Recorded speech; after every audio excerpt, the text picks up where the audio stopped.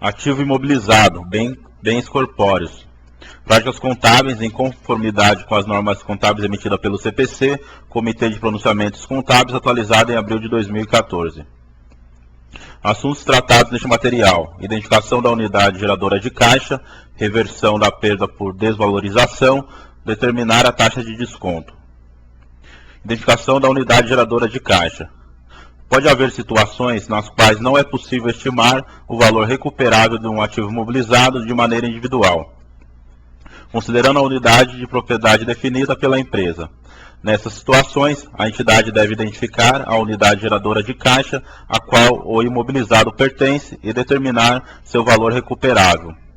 O CPC 01 define unidade geradora de caixa como o menor grupo identificável de ativos que gera as entradas de caixa, que são em grande parte independentes das entradas de caixas provenientes de outros ativos ou de grupos de ativos. A entidade deve exercer julgamento para identificar a unidade geradora de caixa a qual um ativo pertence, considerando todos os aspectos relevantes de suas operações.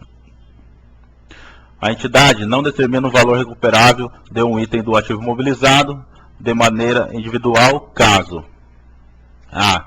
O valor em uso do ativo não puder ser estimado como tendo valor próximo de seu valor líquido de venda, e b.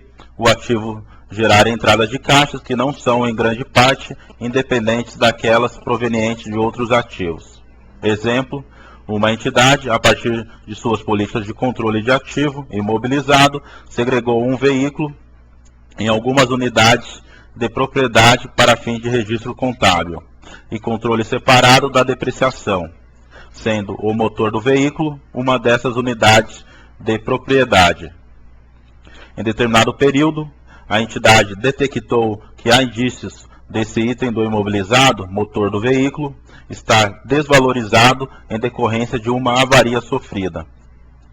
Ao iniciar a análise, a entidade verificou que não era possível estimar o valor recuperável da unidade de propriedade, motor do veículo, porque esse item do imobilizado não gera entradas de caixas independentes em grande parte das entradas de caixa. Esse ativo apenas proporciona benefícios econômicos à entidade quando opera em combinação com outros ativos, outras partes do veículo. Nesse caso, a entidade deve identificar a unidade geradora de caixa, a qual esse item do imobilizado pertence, que é o veículo como um todo, e determinar seu respectivo valor recuperável.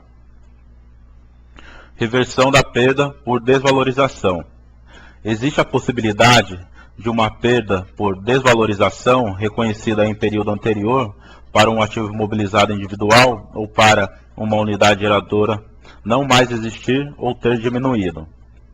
A entidade deve estimar o valor recuperável de um ativo na hipótese de existirem indícios de que a perda reconhecida para esse ativo no passado não mais exista ou tenha diminuído.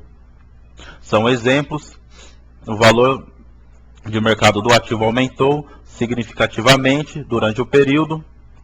Existe evidência nas análises internas que indica que o desempenho econômico do ativo é ou será melhor do que o esperado.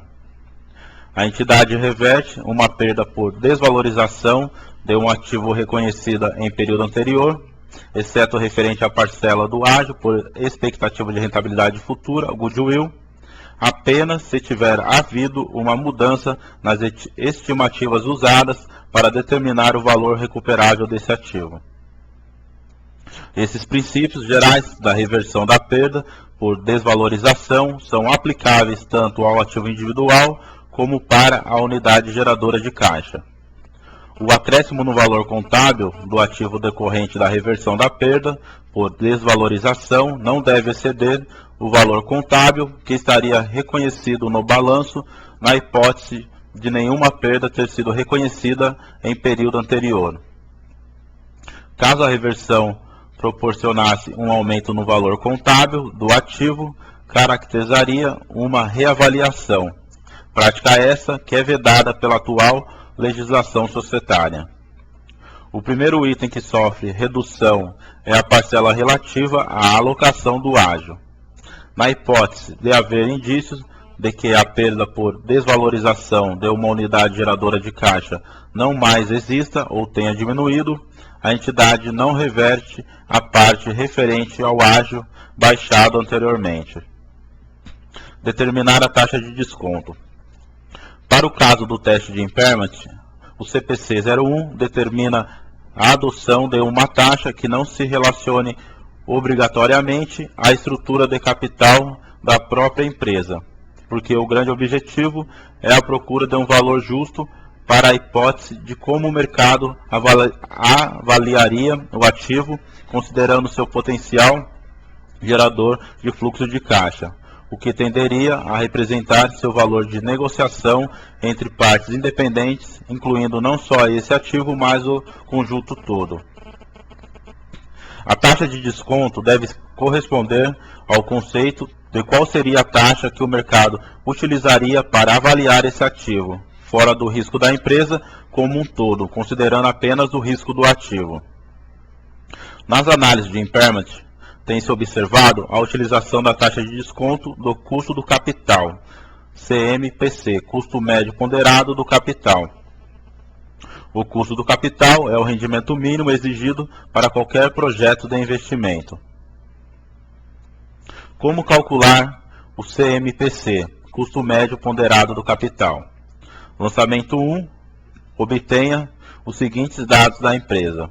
D, dívida financeira, R$10.000. E, capital próprio, R$100.000.